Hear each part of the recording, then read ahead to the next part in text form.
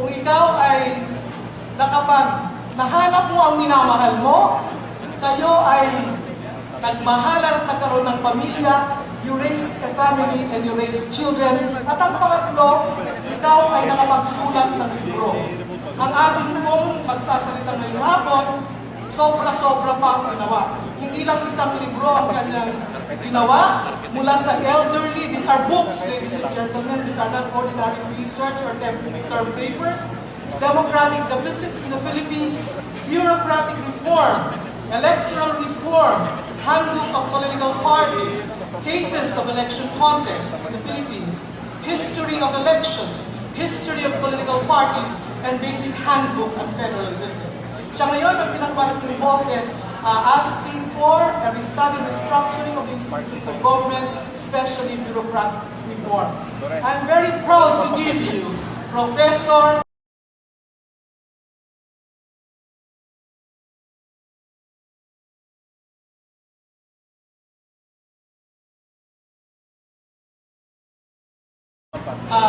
Dr. Carlita R. Carlos.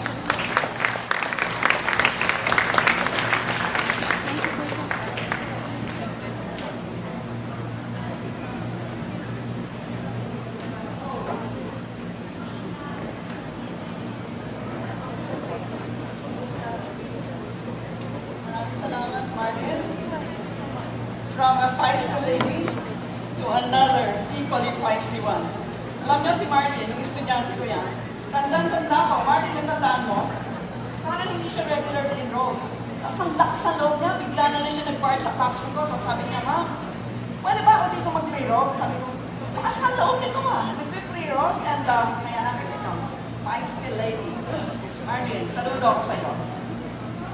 Madami Imelda Marcos, the most beautiful woman. Ma'am, ano po ba ang inyong sikreto at kayo'y walang kalintal-winkle? Governor Amy, nasa ka na nagpunta? Nasa tayo, nawala ka. Another equally beautiful Imelda. You know, I was really debating when I was, bakit ng ilaw na yun? Habang pininig, kakura, and, guys, you know, this is a banner year for me, 2017. I'm 71 years old, and I have been teaching for 50 years. 50 years, ibig sabihin hindi pa kayo napapanganak, no? Ako ay puno na. And sabi ko kay Marlene, ako yung dapat mamatay sa pero rating in my classroom. Okay, so Governor Ivy, when I was invited to this Marcos 100 lecture seminar, I really debated, and I was given the title of, reflecting on Marcos's Philippine foreign policy. I said, for God's sake, I have only an hour, and I have to talk about 20 years of Ferdinand Marcos. And I said, how am I going to do it? And, the best answer really is to truncate and just to reflect on what the most intelligent president, not because Mrs. Marcos is here and I am here, and indeed, who have, number one in intellectual prowess would be President Ferdinand Marcos, who governed our country for more than 2 decades. Attorney Marlene is right. It was not the present president who, in fact, started an independent foreign policy. It was President Ferdinand Marcos. If you were to trace our foreign policy since independence from the United States, you will immediately notice that from the period from President Rojas to Macapagal, this period would be characterized by very deep closeness to the policies of the United States. If you were to examine the votes, the pattern of votes that we have taken as ostensibly an independent state in the United Nations, in other regional organizations, in UNICEF, etc., you will notice that there is a clear coincidence between the votes of the United States of America and the votes of the Philippines, and you can make your conclusions therefrom. It is not an exaggeration to declare that we were for many, many years before Marcos the tail of the American kite. Masakit man sabihin, pero yan ang katotohanan. Ano naman ang pakialam ko sa buhay ni President Marcos? Marami. Unang-una, ako ang isa sa mga unang nagsulat ng aking doctoral dissertation on President Marcos and President Magsaysay. One of the subdisciplines in political science that I tried to trailblaze on is the field of political psychology. I wanted to demonstrate that the usual frameworks used by political scientists in studying political leadership usually leaves out the political psychological psychiatric component. And yet, right now that we are confronted with somebody near us called Kim Jong-un, then we are inclined to make generalizations that this guy really needs to have, the thing between his ears examined. But as a scholars, we cannot make such judgment. You have to find out who this leader is, the environment he's made to operate, the kinds of decisions that he makes, the kinds of the way he reads the regional and the international environment, and therefrom you as a scholar make a determination of why he behaves like he does. That was what I attempted to do in my doctoral dissertation. Unfortunately, it has not been published. Kapag nag-71 po ay tamad na po ako. Siguro future scholars may want to publish it at a later time. And the title of that doctoral dissertation was Measuring the Motives of Political Leaders from a Distance. Because at the time, already, this was in the 80s, I could not reach my main actor, the one I'm studying. So what I did was to content analyze his speeches. So I had a very deep and broad understanding of President Marcos's thinking. And one of the things that I really had to establish and which my dissertation panel demanded was that those speeches which the President did not write, because he wrote most of his speeches, I have to interview the ones who wrote them, Opler, Cristobal, etc., and to find out whether indeed President Marcos reads, edits the speeches before he delivers them. And fortunately, all those who had written for him had established, in fact, that President Marcos does not deliver a speech wherein he does not write marginal notes. I'm sure alam niyo yung Magsaysay Center sa Rojas Boulevard. Magpunta po kayo doon, makikita niyo po yung mga original manuscripts at makikita niyo yung very legendary marginal notes of the President. Ang ibig sabihin, halimbawa niyan ay sinulat ng ni Blas Opler, maglalagay siya ng notes dito o kaya i-edit niya diretso. Now, why is this important from a scientific perspective? You have to demonstrate that when you are content analyzing speeches of political leaders, you are not content analyzing the ghost writers, the writers. So this is President Marcos, and I content analyzed 100 speeches of President Marcos. Siguro po, interesado kayong malaman kung ano yung produkto ng aking pagsasaliksik. It was not surprising that President Marcos scored very high in the power motive and rather low in the affiliation motive. And I compared him with another president, President Magsaysay, and it was the opposite. Magsaysay was high in the affiliation motive and low in the power motive. Siguro po kung gusto niyo basahin ang aking dissertation ay magpunta po kayo sa website ng, hindi ko alam kung digitize na siya, ng UP Library, at nandun po ang aking dissertation. Thus, from a very deep examination of these documents, I had a better handle on the way Marcos decided on many critical issues affecting our country at the time. And one of the monumental changes that Marcos did during his more than 2 decades of being at the helm of our country is to take the country on a new path in foreign policy. Now, why do we consider the decisions of President Marcos as a turning point in our foreign policy? Well, you only have to remember that for 400 years we were under Spain, for nearly 50 captivity under the US, for nearly 3 years under Japan, which rendered not only our country so devastated, but so powerless and helpless, as waves and waves of occupation killed our erstwhile independent action after these colonizers effectively killed much of the spirit, our spirit as a people. I know Dr. Contreras will challenge me on this, but this is not the forum to quarrel with him. The Philippine involvement in the Cold War on the side of the United States had effectively shut us out in the other spheres of power, namely that of the USSR. Thus, if we were to read the chronicle of Philippine foreign policy from the time of independence in 1946 to 1965, it would be replete with narratives of very, very close Philippine-US relations. Now all this would change when President Marcos took the helm in 1965. Senator Claro M. Recto could not have articulated it better when he declared that, and I quote, "We must reverse the course of our nation's life, where foreign policy has been subordinated to domestic policy.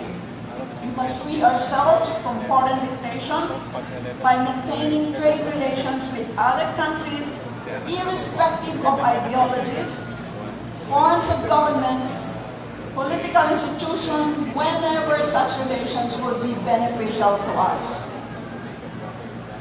Marcos also declared the same exhortation when he called for a foreign policy which is based on our identified national interests, mutual respect and understanding, and take note, no dependence on any one country. It is quite clear and it's quite evident that ideology was not going to be the basis for our expanding relations with other countries.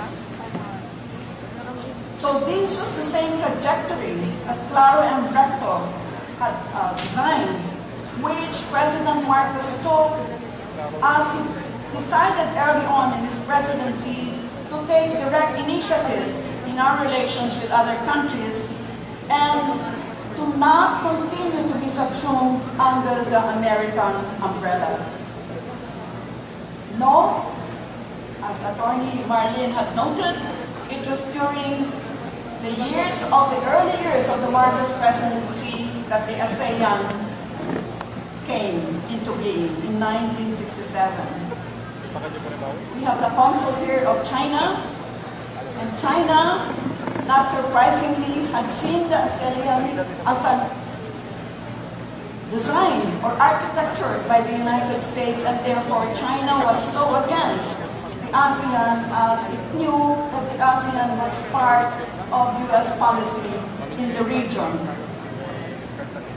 Of course, we know that ASEAN now is half a century old, and ASEAN has taken its place, and the centrality of ASEAN is so felt all around the region. And now that we're moving towards regional integration, I'm sure if he were alive today, President Marcos would be one of the happiest persons because he really had a vision of an ASEAN, not in terms of a national identity of several peoples, but in terms of one Asian identity.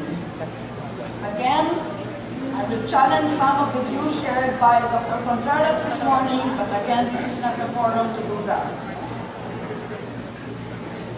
Before then, you will notice there have been many, many attempts to form a regional organization, and it was only ASEAN with 5 original members which had been successful. And I would imagine that it was because of the leadership, the charisma of one named President Marcos that had in fact pushed the ASEAN into what it is right now. Many times, we like to think of countries like, Singapore, Thailand, etc., as if there were no emanations. But these countries, in fact, at the back of these countries are human bodies, are warm bodies. And these foreign bodies are the main decision makers of this country. Kapag tinignan po ninyo ang inyong kasaysayan, ay makikita nyo ang napaka-strong influence and encouragement coming from the Philippines for ASEAN to come about. And again, as I said, even China has changed its mind about what ASEAN is today. What is the basic philosophy of Marcos in his foreign policy? Pragmatism is the order of the day.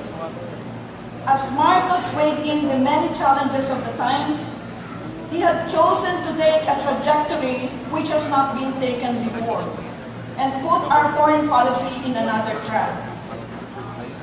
In the late 60s, there were already reported efforts to establish diplomatic relations with Eastern Europe, all of them socialist countries.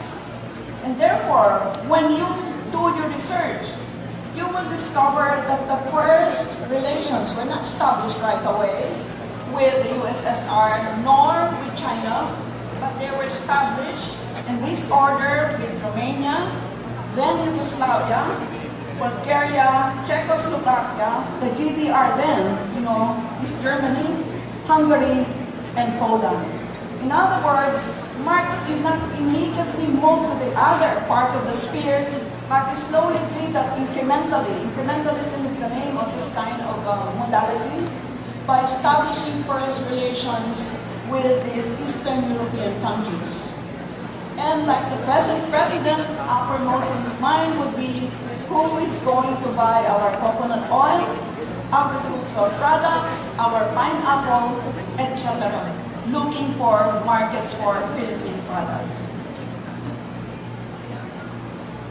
We also opened diplomatic relations with Middle Eastern countries, and notice that Marcos really had the prescience to know that we would need them at a certain time during his presidency, and you know what that was, during the oil embargo. Our relations with PROC, I'm glad Consul Wang is here, prospered, and we tested the cordiality of the Chinese when we had a rice shortage and when this country had to help stave off rationing in the Philippines. The same help was forthcoming from them when the oil embargo of 1973 hit everyone all over the world, and we were helped by China. So those of you who have negative views of China, huwag niyo po rin kalimutan ng kasaysayan. Sapagkat nung tayo ay nagdarako, ay tumulong po sila. Mamaya po meron akong short anecdote tungkol kay Imelda Marcos tungkol sa China. Pero ilalagay ko po sa sagutin.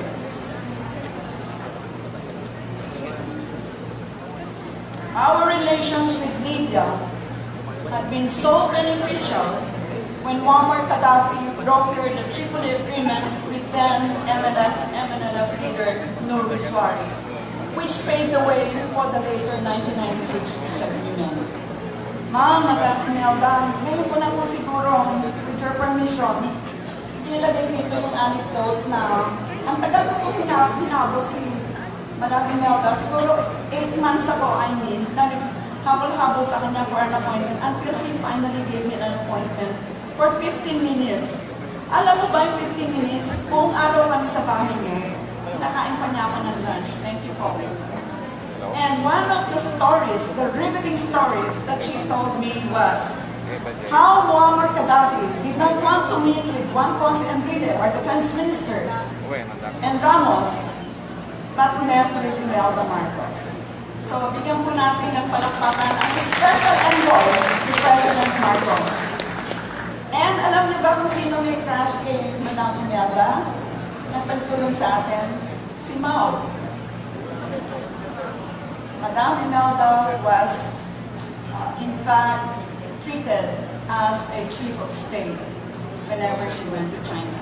So, yan po natin din ang palakpakan ang naging special envoy ni President Marcos because the story of Philippine foreign policy is closely linked with the story of Imelda Marcos. nanaanin ni magsulat ng parte ng kanyang buhay as a special report. It cannot be denied that President Marcos's regime catapulted the Philippines as the leader of Southeast Asia. His strategic vision, his innate intelligence resulted in many leaders looking up to him as not only the spokesperson, but the embodiment of the desires and visions of newly independent nations in the region. It is also not surprising that the Philippines took a very active role in the non-aligned movement, the NAM, during the Marcos years. Meron po ako ikukwento sa inyo na kinuwento ni Deputy Foreign Minister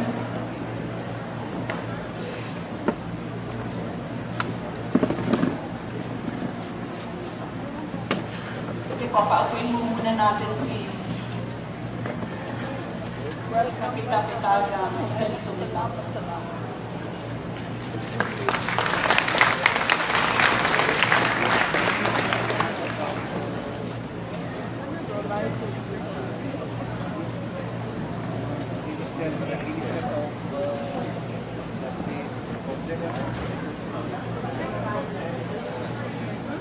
That's fine, that's fine. Gives me also time to drink water.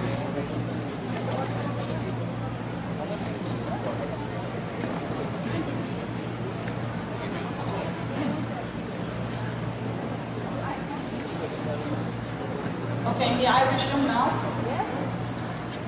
So, to repeat, it cannot be denied that President Marcos catapulted the country, the Philippines, as the leader of Southeast Asia during his time, during his administration. Anecdotal evidence from the Deputy Foreign Minister Pex Castro, who repeatedly told me this story, so I will not forget it, that whenever President Marcos spoke, somebody would just keep silent, and his name is Lee Kuan Yew.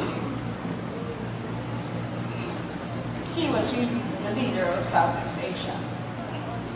In all, the 25 years of Marcos may be considered the golden age of our foreign policy. The new track he had taken had been carried over by succeeding leaders.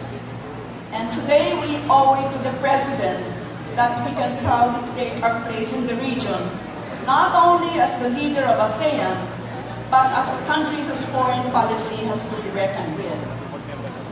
3 decades hence, we are now confronting a radically challenged political and economic environment. Economies are meshing, barriers to trade are diminishing, and movements of peoples and goods are increasing tremendously in the whole world. Thus, we are harvesting the products of the movement towards a borderless world, although there are still pockets, countries which are moving inward and adopting a policy of protectionism. That is not where the ASEAN is heading. We are now in the middle of the ASEAN Economic Community where we're moving towards the free movement of goods, services, and peoples. Eventually, you students of the MMSU will not inbreed here in MMSU. I want you to study anywhere in the region and anywhere where ASEAN is partnered with, which means Japan, Korea, China. Because, with due respect to Dr. Contreras, you are not citizens of the Philippines. You are citizens of the world. There is a huge vacuum in ASEAN now. ASEAN is in search of a leader that would, like Marcos, catapult it to greater heights and would ratchet up all aspects of interaction as we move to integrate regionally. If President Marcos were alive today, undeniably and undoubtedly, he would be the clear leader of the ASEAN. Thank you.